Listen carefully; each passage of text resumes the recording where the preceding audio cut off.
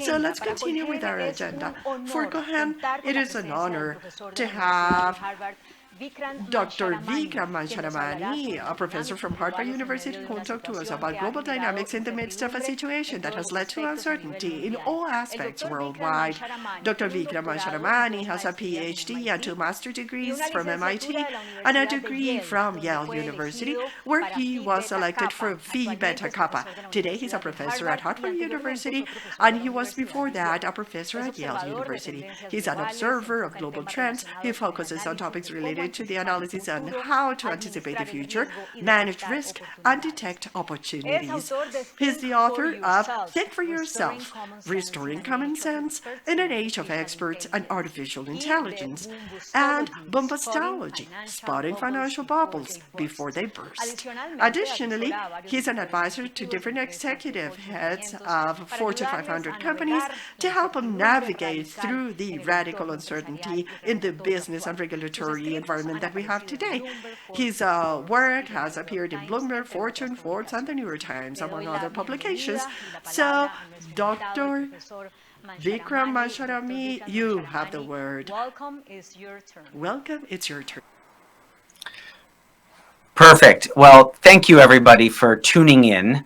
I am thrilled to be with you, even if it is remote and virtually, and I'm looking forward to sharing with you some of my thoughts about how to navigate uncertainty. As all of us feel and understand today, there is a lot of uncertainty. So let me share with you my way of thinking about uncertainty and how we can navigate through it. So to begin, I think it's very important that we understand there are different types of environments, different types of worlds that we can find ourselves in. And it's very important to understand that they are very different. To begin with, we can think about the world as having mysteries. Mysteries cannot be solved. Mysteries can be understood, and they're fuzzy. You don't ever get the correct answer. But there can also be puzzles, and puzzles are very mechanistic. They're proper. They're engineering problems. We can find the answer. And so in times of uncertainty, what we're saying is the world feels more like a mystery than a puzzle. And that has big implications because it suggests that when we address the challenges that come from an environment and a world that is filled with mysteries, that we should take a different approach. When the world is probabilistic and fuzzy and there's a lot of uncertainty and complexity, it becomes important to think broad, think wide, think like a generalist. It becomes more important to connect the dots rather than to generate the dots. And that is an approach, at least in historical ancient Greek poetry, it's been thought of as a fox. A fox is a generalist. The opposite approach is to be very specific, to be very deep, to be very narrow. And that is useful. I'm not going to say that that's not useful, but that is useful if we have a puzzle to solve. Then it's very important to take a narrow, deep approach. If we know the problem, then we want to take the expert and bring the expert to solve this problem. And so that's the other approach. Now, last dimension. There's different focus. Where should we focus? Now, if we know, for instance, there is a problem of this type in this way, then we will focus in this manner. However, if you don't know what the problem is, if you don't understand the possible future, if there's a lot of uncertainty, then you want to come equipped with multiple lenses. So the examples, the picture I'm showing you here is in a football game, everybody knows the attention is on the ball. And so all of the reporters, all of the photographers, they want the telephoto lens to zoom in right on this football. However, what if you're instead going to visit a political event or some other event where you don't know what's happening? There's a rally, there's people here, there's people there, there's commentators. Well, you might need a zoom lens, you might need a wide lens, you might need a different lens with a different filter. And so if you don't know what's happening, then you want to use multiple lenses So what I'm going to suggest is in navigating uncertainty, then what we want to do is to keep experts on tap, not on top. All of us have responsibility to understand the big picture. And where there's a known problem, we want to use the expert. So otherwise, what we risk is living in a silo, right? We'd be living in narrow silos and we won't understand what's happening. The expert understands within the silo, but doesn't understand the context. So that's very theoretical, but now let me make it specific. When we're navigating uncertainty, what I want to do is show you how I do that in the current world we're facing, which feels very uncertain. So let's go through and think about it the way a fox would. Think about it with multiple lenses. Think about it as if the world we are facing is a mystery, not a puzzle. We're going to seek to understand it, but we cannot solve it. So here's the world we're in today. We have inflationary pressures, we have deflationary, we have unemployment rising, we have social unrest, we have inequality, we have trade wars, elections forthcoming, past, future, we have lockdowns, we of course have the pandemic. This feels like the world has a lot of chaos. It feels as if there's a lot of uncertainty. Thinking about the future seems difficult, but I want to suggest to you that there are in fact 4 key dynamics underway in the world right now that help explain what is happening. And the first thing is what's happened in China. From a global perspective, China's transition from a consumer-led economy, from an investment-led economy to a consumer-led economy has exposed some overcapacity in the construction sector, in the steel, in the lead, in the zinc sectors.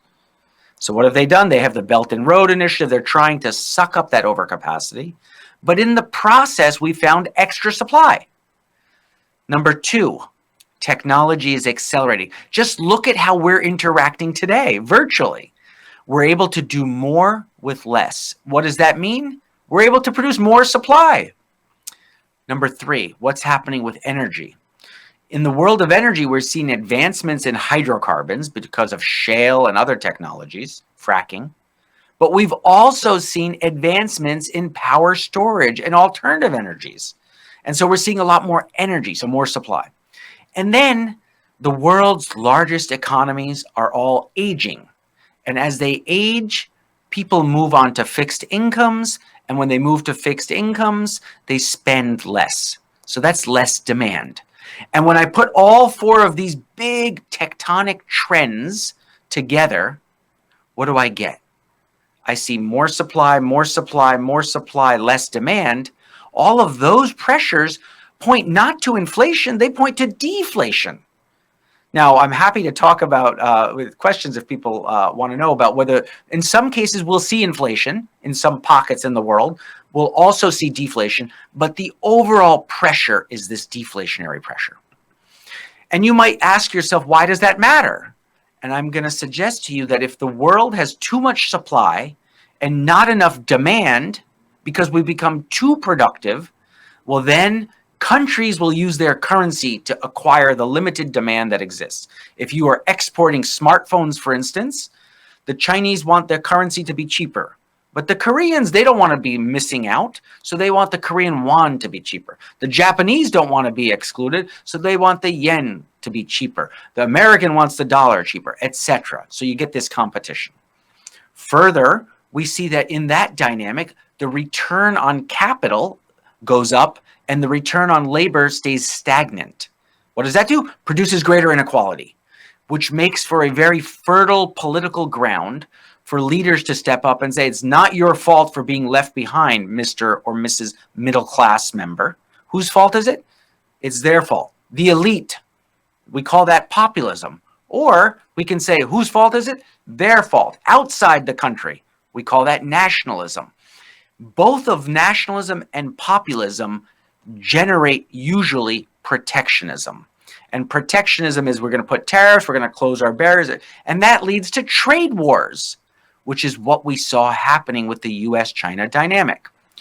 It also leads companies to reevaluate how to address inequality. So I've got two excerpts here that I've taken. We don't have to read them, but the Business Roundtable is the group of largest company CEOs in the world, and they issued a statement on the purpose of a business. They basically saying we need to take care of workers, need to take care of the environment, we need to take care of our community, not just take care of the profits. We have to balance this. Same thing, Larry Fink, who is running the world's largest investment firm, BlackRock. He said, we must balance profit with purpose. And so we see these pressures building. Now, that's important to know because that will affect everyone everywhere. But let's address what I call the big white elephant in the room, the big topic that we must not ignore. And that is the US-China rivalry. US and China are two superpowers that are heading towards an escalating rivalry. Now, that may manifest itself in different ways. Initially, it was a trade war. From a trade war, it turned into, well, now it's a little bit of a currency war. Now we're going to have an arms race.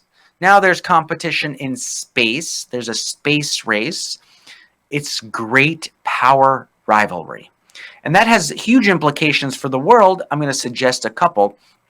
But one of the things it's already doing, which, by the way, I believe produces a wonderful opportunity for the Western Hemisphere, meaning North America and South America and Central America as well. And that is global supply chains for manufacturing around the world have been shifting. And it started like this. Imagine you are running a large company and you are securing one of the key parts for your final product comes from China. Then the US-China trade war starts and you say, uh-oh, this piece, which was supposed to cost me $5, because of the tariff, it now costs me $25. That's too expensive. My business model is at risk. So what does that manufacturing company do? They try to bring the supply chain closer to not have political risk. But before they were able to do so, the pandemic came and there were lockdowns. Then it was, I'm happy to pay $25, even though I should pay $5, but now I cannot even get it. What does that do? The boss says, bring the supply chain back. Then they say climate change is happening. We have large carbon footprints in long supply chains. We want the supply chain to be shorter so we have less carbon footprint. For these reasons, there's many more. What we're seeing is the philosophy of global manufacturing, which for 40 years was focused on just-in-time inventory management, lowest cost supply chains, and most efficient business models, is shifting. The new philosophy is not just in time, it's now just in case. It's not most efficient, it's most resilient. And so there's a different strategy that's emerging in the largest companies of the world. And that means they're going to bring supply chains closer to North America and Latin America. And I think they're also going to have more resilience focus, which means greater buffers, etc. So that's, I think, a major tectonic development. But more importantly, I also think the rivalry is going to create potentially two separate global economies.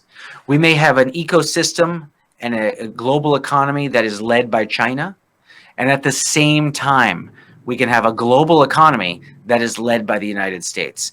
This is not saying globalization is dead or that it's in reverse. This is saying globalization is going to be different, and that countries will trade with other countries that they share values and approaches and philosophies with.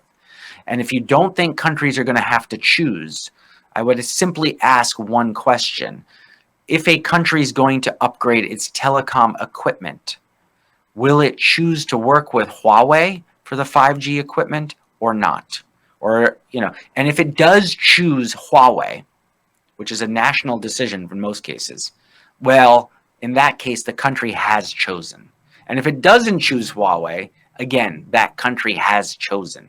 So I think this is a very big dynamic, one that produces a lot of uncertainty, but hopefully it illustrates by using multiple lenses to a mysterious problem that we can see what focus is appropriate and we can try to understand by taking a broad picture view what it might mean, not only for Colombia, but also for the world. So those were my organized comments. I encourage anyone that wants to learn more about these dynamics. I've written many pieces.